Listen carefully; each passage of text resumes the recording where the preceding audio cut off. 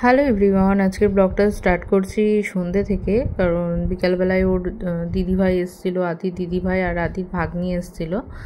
দিদিভাই এসেছিলো কারণ আদিকে পুজোর জামা প্যান্ট দিতে এসেছিলো, তাই এই যে দিদিভাইয়ের কোলে উঠে এখন আদর খাওয়া চলছে। তারপর যখন ওরা বাড়ি চলে গেল তখন আমি জাস্ট ভিডিও ক্লিপটা নিতে পারলাম, এর আগে আমি নিতে পারিনি, কারণ গল্প গুজব করছিলাম দিয়ে আর নেওয়া হয়নি। তারপরে চলে যাওয়ার পরে আদিকে মা ওটা পরিয়ে দেখছে যে জামাটা ঠিকঠাক হচ্ছে কিনা ফিটিংসে, তো দেখলো যে না ঠিকঠাকই আছে, একটু বড় আছে, তো ঠিক আছে সেটা। তারপরে আমি গেছিলাম হচ্ছে স্পা করতে, কারণ আমার স্পায়ের অ্যাপয়েন্টমেন্ট নেওয়া ছিল।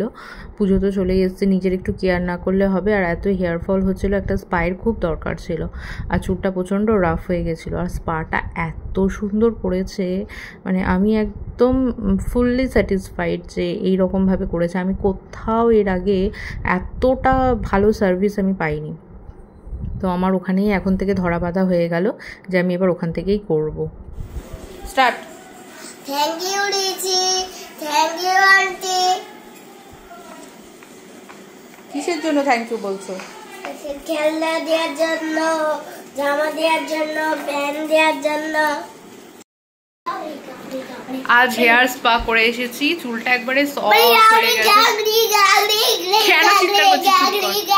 দিয়ে এই চুলটা প্রচন্ড সফট হয়েছে, একটা হেয়ার স্পায়ের খুব দরকার ছিল। আর এই যে আমার হনুমান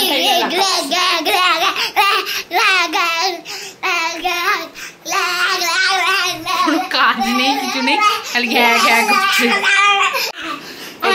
ওর পাপা ওইদিকে মশারি টাঙিয়েছে, আর এই যে এইদিকে এখন নাচ চলছে।